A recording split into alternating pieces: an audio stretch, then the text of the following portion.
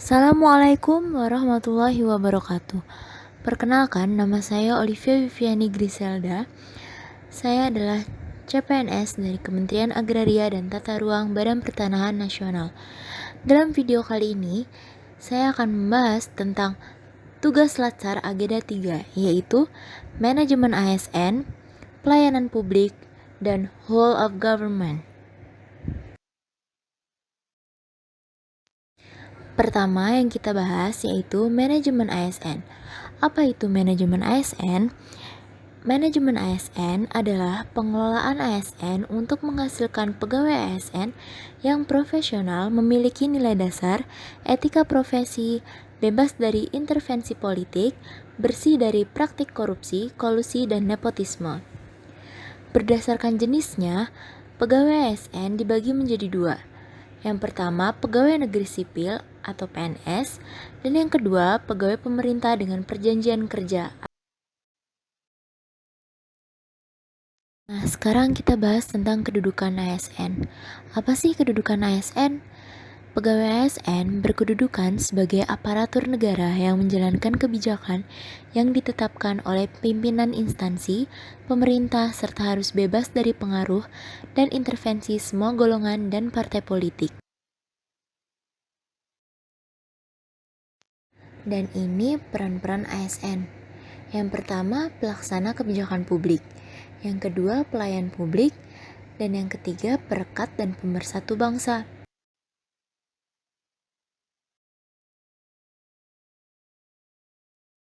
Dari peran ASN tadi, kita dapat mengetahui tugas ASN, yaitu yang pertama, melaksanakan kebijakan yang dibuat oleh pejabat pembina kepegawaian sesuai dengan ketentuan peraturan perundang-undangan.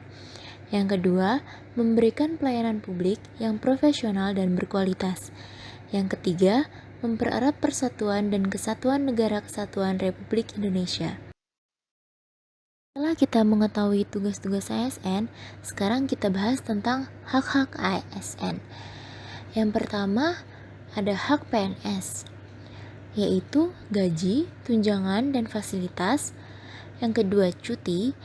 Yang ketiga, jaminan pensiun dan jaminan hari tua. Yang keempat, ada perlindungan. Yang kelima, pengembangan kompetensi. Berbeda lagi dengan hak P3K. Yang pertama, gaji tunjangan. Yang kedua, cuti. Yang ketiga, perlindungan. Dan yang keempat, pengembangan kompetensi. Dari semua itu, ada perlindungan yang diatur dalam pasal 92 UU ASN, yaitu kita mendapatkan jaminan kesehatan, jaminan kecelakaan kerja, jaminan kematian, dan bantuan hukum. Kita bahas tentang kewajiban ASN. Kewajiban ASN yang pertama, setia dan taat pada Pancasila. Yang kedua, menjaga persatuan dan kesatuan. Yang ketiga, melaksanakan kebijakan. Yang keempat, menaati ketentuan. Yang kelima, melaksanakan tugas kedinasan. Yang keenam, menunjukkan integritas. Yang ketujuh, menyimpan rahasia jabatan. Dan yang terakhir, bersedia ditempatkan di seluruh wilayah NKRI. Nah, selanjutnya ada manajemen ASN yang diatur pada pasal 55 UU ASN. Yang pertama, penyusunan dan penetapan kebutuhan. Yang kedua, pengadaan. Yang ketiga, pangkat dan jabatan. Yang keempat, pengembangan karir. Yang kelima, pola karir. Yang keenam, promosi. Yang ketujuh, mutasi. Yang kedelapan, penilaian kinerja. Yang kesembilan, penggajian dan tunjangan. Yang kesepuluh, penghargaan. Yang ke-11 disiplin, yang ke-12 pemberhentian, yang ke-13 jaminan pensiun dan hari tua, dan yang terakhir perlindungan. Setelah kita tahu tentang manajemen ASN, sekarang kita bahas tentang sistem merit. Sistem merit dalam manajemen ASN bagi organisasi yaitu mendukung keberadaan prinsip akuntabilitas yang saat ini menjadi tuntutan dalam sektor publik. Sedangkan bagi ASN, yaitu menjamin keadilan dan juga menyediakan ruang keterbukaan dalam perjalanan karir seorang pegawai. Dalam sistem merit itu menjamin objektivitas, artinya manajemen ASN harus didasarkan atas kualifikasi, kompetensi, performance, atau kinerja. Pada penerapan sistem merit, yaitu mendukung pencapaian tujuan dan sasaran organisasi dan memberikan ruang bagi transparansi, akuntabilitas, objektivitas, dan juga keadilan. Nah, di sini ada prinsip sistem merit, keadilan dan kewajaran, objektif, dan berbasis kinerja. Selanjutnya ada pelaksanaan sistem merit. Pelaksanaan sistem merit dalam beberapa komponen pengelolaan ASN, yaitu penyusunan dan penetapan kebutuhan, penilaian kinerja, dan pengembangan kompetensi, promosi, mutasi, dan penghargaan. Selanjutnya kita bahas tentang pelayanan publik. Apa sih pelayanan publik itu? Pelayanan publik adalah segala kegiatan pelayanan yang dilaksanakan oleh penyelenggara pelayanan publik sebagai upaya pemenuhan kebutuhan penerima pelayanan maupun pelaksanaan ketentuan peraturan perundang-undangan.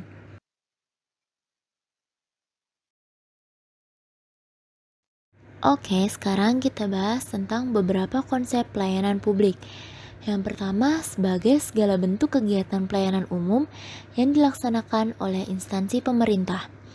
Yang kedua, produk yang tidak ada wujud atau bentuknya, sehingga tidak ada bentuk yang dapat dimiliki dan berlangsung sesaat dan tidak tahan lama, tetapi dialami dan dapat dilaksanakan oleh penerima layanan.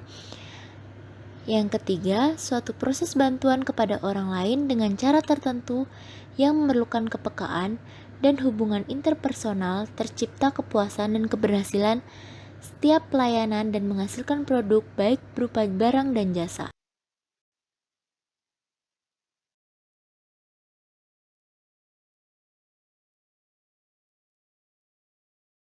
Dan ini saya sajikan tentang siklus pelayanan publik. Yang pertama, pelanggan datang dan kontak pertama dengan service delivery system. Kemudian kontak berikut pelayanan service delivery system. Kemudian kebutuhan pelanggan terpenuhi dan outputnya adalah barang atau jasa sehingga menghasilkan kepuasan pada pelanggan.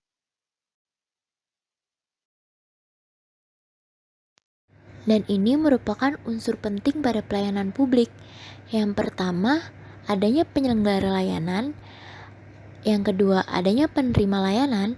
Dan yang ketiga, adanya kepuasan pelanggan.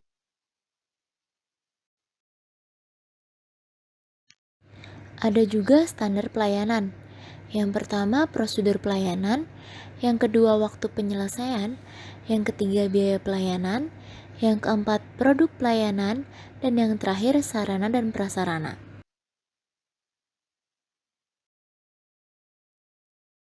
Dan ini merupakan asas pelayanan publik yang diatur dalam Undang-Undang Nomor 25 Tahun 2009 Pasal 4. Yang pertama, kepentingan umum. Yang kedua, kepastian hukum. Yang ketiga, kesamaan hak. Yang keempat, keseimbangan hak dan kewajiban. Yang kelima, keprofesionalan. Yang keenam, partisipatif. Yang ketujuh, persamaan perlakuan atau tidak diskriminatif. Yang kedelapan, keterbukaan. Yang kesembilan, akuntabilitas. Yang kesepuluh, fasilitas dan perlakuan khusus bagi kelompok rentan. Yang ke-11, ketepatan waktu. Dan yang terakhir, kecepatan, kemudahan, dan keterjangkauan. Sekarang kita bahas tentang apa aja sih tujuan pelayanan publik. Yang pertama, menentukan pelayanan yang disediakan apa aja macamnya. Yang kedua, memperlakukan pengguna layanan sebagai customer. Yang ketiga, berusaha memuaskan pengguna layanan sesuai dengan yang diinginkan mereka. Yang keempat, mencari cara penyampaian pelayanan yang paling baik dan berkualitas. Dan yang terakhir, menyediakan cara-cara bila pengguna pelayanan tidak ada pilihan. Pola pikir apa sih yang muncul dari kita sebagai pelayan publik? Pelayan publik merupakan hak warga negara, diselenggarakan dengan pajak yang dibayar oleh warga negara, dengan tujuan untuk mencapai hal-hal strategis bagi kemajuan bangsa.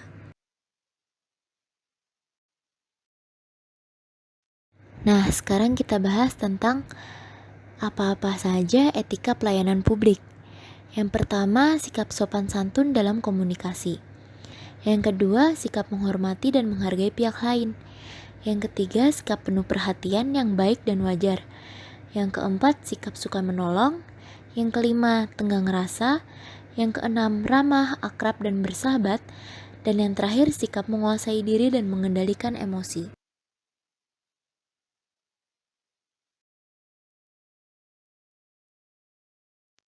Nah, ini ada beberapa prinsip-prinsip pelayanan publik. Yang pertama, kesederhanaan. Yang kedua, kejelasan. Yang ketiga, kepastian waktu. Yang keempat, akurasi. Yang kelima, keamanan. Yang keenam, tanggung jawab. Yang ketujuh, kelengkapan sarana dan prasarana. Yang kedelapan, kemudahan akses. Yang kesembilan, kedisiplinan, kesopanan, dan keramahan. Dan yang terakhir, kenyamanan. Nah, sekarang kita bahas tentang whole of government. Whole of government adalah sebuah pendekatan penyelenggaraan pemerintah yang mengoptimalkan upaya kolaboratif dalam ruang lingkup koordinasi dari keseluruhan sektor dengan maksud untuk mencapai tujuan pembangunan bersama dan pemerintahan yang terintegrasi dalam pemecahan sebuah isu yang muncul. Pendekatan WOG berfokus kepada pengembangan kebijakan, manajemen program, dan pelayanan publik. Di sini ada konsep WOG atau Joint Up Government. Pada intinya adalah merupakan solusi permasalahan klasik yang terdapat dalam penyelenggaraan pemerintahan, yaitu komunikasi antar lembaga dan koordinasi. Dalam prakteknya, WOG sering diartikan sebagai perspektif baru dalam menerapkan dan memahami koordinasi antar sektor. Nah, sekarang kita bahas tentang apa sih penyebab WOG itu bisa muncul? WOG muncul karena adanya dorongan publik untuk kinerja good governance, adanya ego struktural, adanya perkembangan teknologi dan informasi, dan yang terakhir yaitu adanya keberagaman.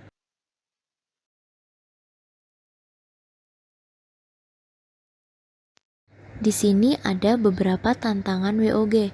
Yang pertama, kapasitas SDM dan institusi. Yang kedua, nilai dan budaya organisasi. Dan yang terakhir, kepemimpinan.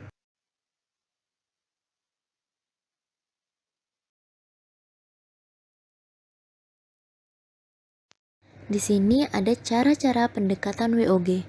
Yang pertama, penguatan koordinasi antar lembaga. Yang kedua, membentuk lembaga koordinasi khusus. Yang ketiga, membentuk gugus tugas. Dan yang terakhir, koalisi sosial.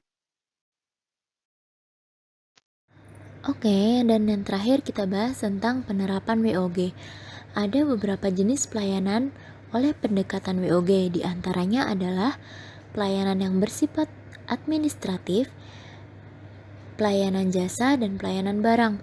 Praktek WOG dalam pelayanan publik dilakukan dengan menyatukan seluruh sektor yang terkait dengan pelayanan publik berdasarkan nilai-nilai dasar, koordinasi, integrasi, sinkronisasi, dan simplifikasi.